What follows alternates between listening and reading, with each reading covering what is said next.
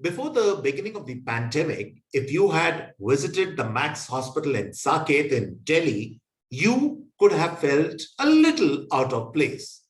Because at most times, the number of Afghans in the OPD section outnumbered the Indians. It was the same at Fortis and many other super specialty hospitals in Delhi. In a strange way, what I'm telling you has a direct bearing on the explosive situation in Afghanistan vis-a-vis Indian interests. I will expand on this by and by, but know this.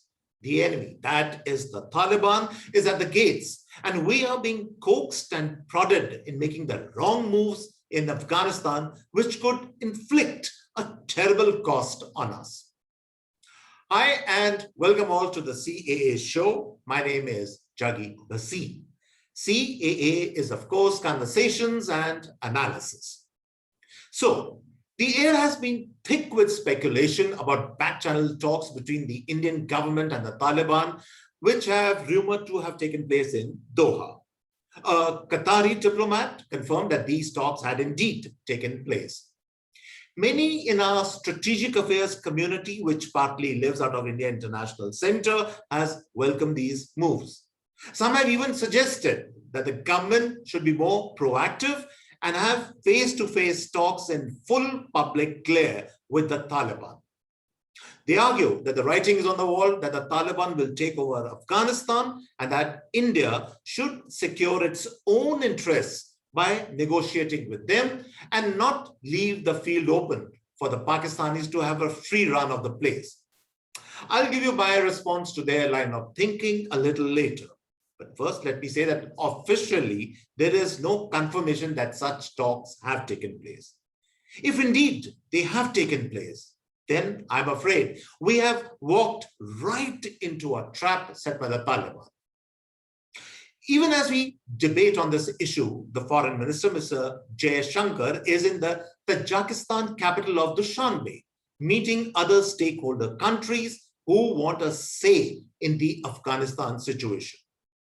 These meetings are getting wide publicity, and an impression is going around that India is keen, if not a trifle desperate, to reach an understanding with the Taliban. So, is the stage being set for another disaster? The kind, if you remember, we witnessed in December 1999 when Jaswant Singh, throwing caution to the winds, negotiated with the Taliban to secure the release of passengers on the hijacked flight IC-814. You do know, don't you, that we are still paying a price for that foolishness. So, what's really going on? The way I see it, the following things are going on. Once the Taliban take over, and if we negotiate with them to stay over in Kabul, then there is every possibility that they can create a world event that we might never be able to live down. What do I mean by that? It means that they could end up taking over hostages of our embassy. There could be a massacre of innocents or a kidnap and a trade-off scenario of our engineers building dams and infrastructure for them. All that can happen. Mark my words. Anything is possible with these guys. Look at their record vis-a-vis India. They literally brought us to on our knees in 1999 over the IC-814 hijack issue. In 2008, they bombed our embassy in Kabul. 58 people died in the blast. A brigadier in the Indian Army, Ravi Dutt Mehta, a foreign services officer, Venkateshwara Rao, and 2 officers of the Indo-Tibetan police force were also killed in the blast. But this has not been the only attack on Indian interests and personnel. Our consulates in Afghanistan have been repeatedly attacked. More than 3,000 Indian workers in Afghanistan have also been threatened and attacked at regular intervals. We forget that predators like the leopard do not change their spots. The moment the Taliban took power in 1996, they hanged the president of Afghanistan, Muhammad Najibullah, a friend of India from the nearest lamppost. Some are arguing that that was the old Taliban and this is the new Taliban. This is complete rubbish. Look what they did 2 days back. They slaughtered more than 20 Afghan commandos in cold blood who had surrendered to them. Not only did they slaughter the surrendering soldiers, they released those horrifying pictures all over the world. So do we seriously believe that the Taliban will forget that we, that is India, trained the Afghanistan army and the Afghan police force? We forget that when battle-hardened insurgents assume power, they let loose their basic instincts. Long back, when Castro's men overthrew Batista in 1958, Castro's guerrillas butchered countless civilian and military personnel linked to the Batista regime. The Taliban did the same when they assumed power in 1996. They will almost certainly do it again in 2021. So the moot question is that then what are our options in Afghanistan? But first, we need to disabuse ourselves that Afghanistan is a place of great strategic significance and a gateway to Central Asia. Not true. The Russians and the Americans, under the same illusion and other considerations, invaded it and lost the plot. Afghanistan is basically a poverty-ridden landlocked country with tribal communities that live uneasily with each other. It is no secret that the Pashtuns, the Tajiks and the Hazaras can hardly stand each other.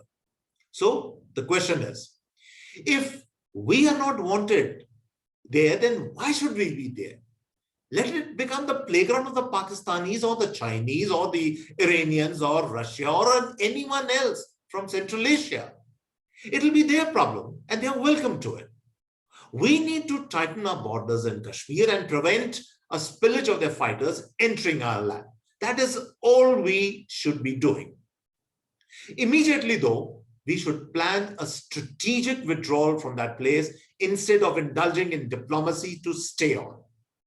We should be prepared to evacuate at a moment's notice our diplomatic staff, ITBP troops, workers, engineers, and health staff from Afghanistan. We have enough problems to deal with internally and should not deal with someone else's headache. There is that old saying then that says, distance makes the heart grow fonder. Withdraw and watch the fun. If the Taliban stay on, then sooner or later, watch as their contradictions with the Pakistanis and the Chinese will crop up. They will soon be at each other's throats. The Pakistanis have nothing to offer Afghanistan except instability. And the Chinese, through their Belt and Road program, will make the Afghans pay or mortgage their land for every penny the Chinese put in that land. Meanwhile, at some stage, the Taliban will soon realize that they need to turn to India to benefit and avail of the services of India's world-class doctors and also India's expertise in building infrastructure. That is why earlier in the show, I gave you the example of the Max group of hospitals. Not only in health and pharma, but in building infrastructure, they will have no option but to turn to us eventually. And remember, distance shortens memories and fills up old wounds. Going back in history, we know that the Americans fought with the Vietnamese for years and years. But today, even though Vietnam is still communist, they are a free market thriving economy. Many multinationals, especially from America, are there. The Vietnamese welcome American tourists with open arms. Maybe, given time over the years, things will settle down between the Taliban and India, but not now.